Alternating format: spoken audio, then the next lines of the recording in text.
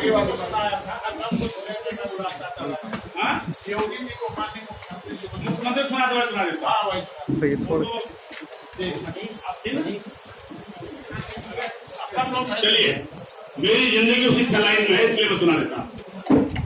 मैं फिक्र विक्र नहीं करता कुछ, कल क्या होगा कुछ नहीं, जो आज है वो जियो।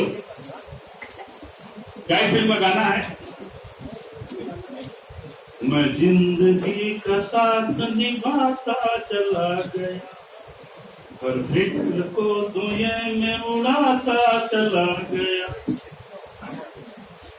जो मिल गया उसी को मुकद्दर समझ लिया, जो मिल गया उसी को मुकद्दर समझ लिया, जो खो गया मैं उसको भुलाता चला गया,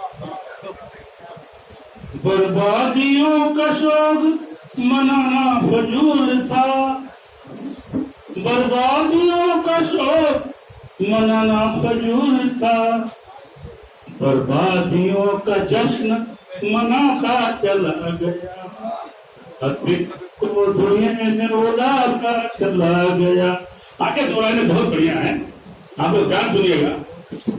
गम और खुशी में फर्क महसूस हो जहाँ, गम और खुशी में फर्क न महसूस हो जहाँ, मैं दिल को उस मुकाम के लाता चला गया, और फिक्र को धुएं में उड़ाता चला गया। धन्यवाद।